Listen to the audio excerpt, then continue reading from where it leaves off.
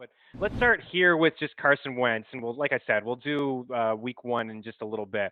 Carson Wentz, at the end of the week, it was just okay. There's a foot injury. He's just going to rest. He's going to rehab. And what I said to Jake on his show, All in Football, is that the Colts have this history, and you and I were laughing because I mentioned Luck to you, but Luck, it was back in the day with Peyton Manning. They kind of downplayed it. He missed the season. Luck, shoulder, downplayed it, missed the season. A foot, retired.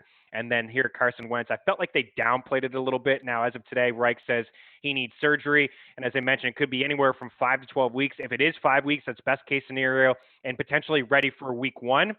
It'd be 6 days before week one. But, I mean, not great for the Colts because he's not getting in there. A new team, kind of a new system. He knows Frank Reich, but new players. You want to get in there and reps and get comfortable with some of your guys that you're going to be passing the football to. But for Wentz, he's just been so hurt for so many years. They got Brett Hundley now, who they signed, Jacob Eason on the roster. There's people that want Gardner Minshew there. Jacoby Brissett's a guy they had last year that I'm sure could fill the void. Maybe Jimmy G. Heck, maybe Nick Foles is back there. But the schedule is not great to start. Seattle, the Rams, Tennessee, Miami, and Baltimore.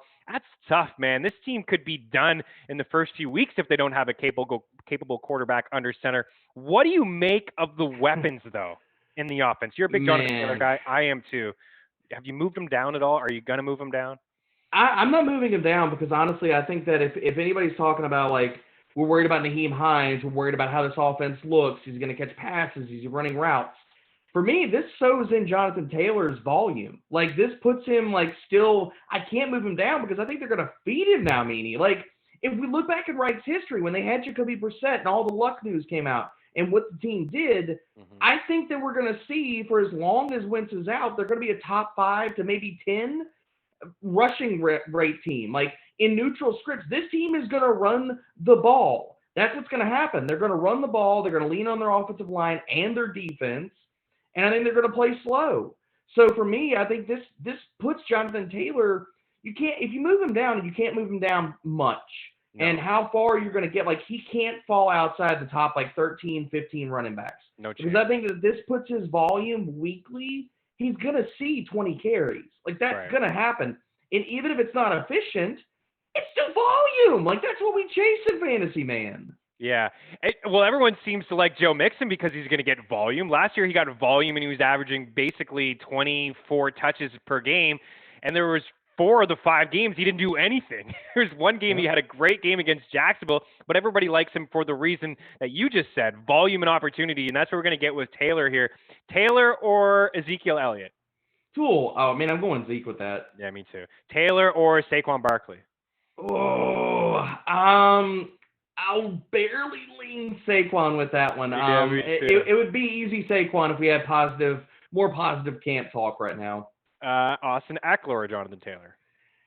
That one is interesting. In a half-point setting. We'll say in a half. Okay, so half point, I'm barely Taylor at that spot, only because I think the rushing volume. I mean, in PPR, do I lean Eckler? Sure. Yeah, I think you have to in a PPR. Maybe just lean Nick Chubb or Jonathan Taylor. See, I mean, they're basically the same player. I'm going to go with Nick Chubb. I moved Nick Chubb barely above Taylor in my ranks recently because I think his volume, even though they are basically the same player, I think his volume could surpass Taylor's. 2 more. Aaron Jones or Jonathan Taylor? Oh, it's Aaron Jones for me. After I wrote up Green Bay for FTN Fantasy the other day, Aaron Jones has gone up my ranks. I have adjusted after Aaron Rodgers news and looking at this offense more. I think that makes sense. I mean, back-to-back 1,000-yard seasons, 96 grabs in the past 2 years, no Jamal Williams. Aaron Rodgers is back there. Just has a nose for the end zone, man. I know a lot of people say, touchdowns, whatever, but he scores touchdowns. One more. Najee Harris or Jonathan Taylor?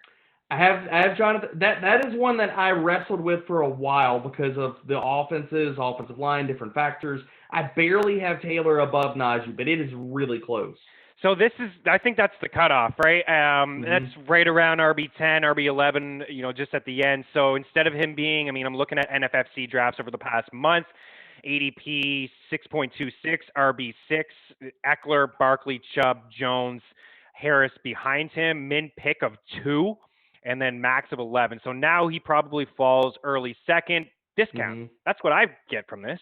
A bit Agreed. of a value, a bit of a discount with a little bit of uncertainty there. But yeah, tough, man. It's tough news, but I like Taylor quite a bit.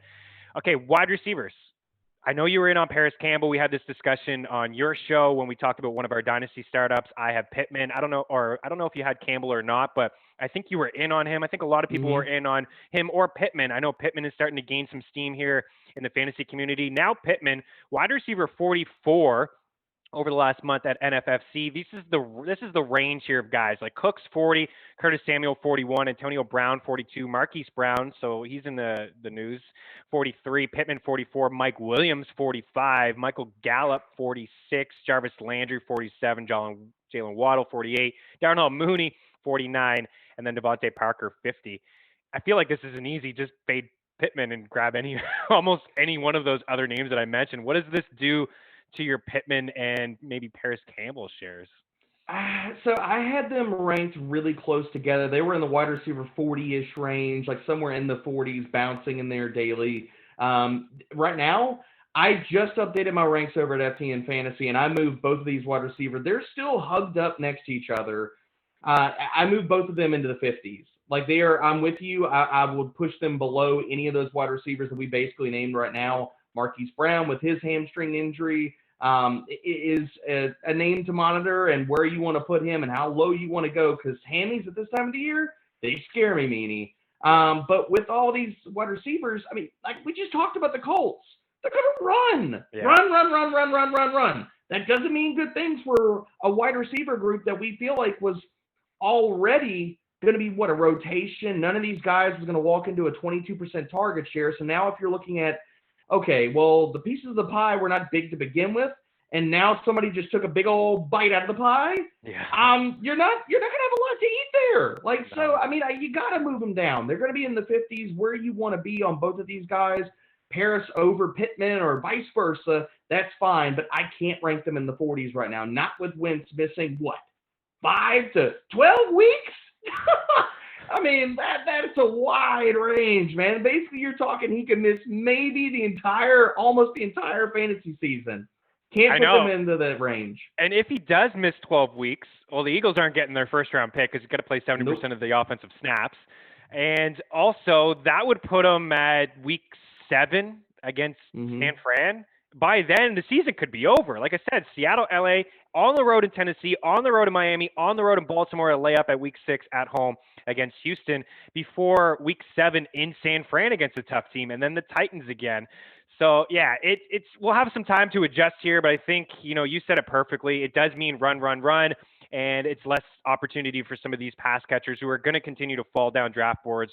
But I'm with you. A lot of those wide receivers that I mentioned, like a Gallup, definitely a Darnell Mooney, Mike Williams, Laviska Shenault is like 40. There's no question. Like, if people were debating between the two, I don't think there's any question now. I don't think there's much of a debate. We're going to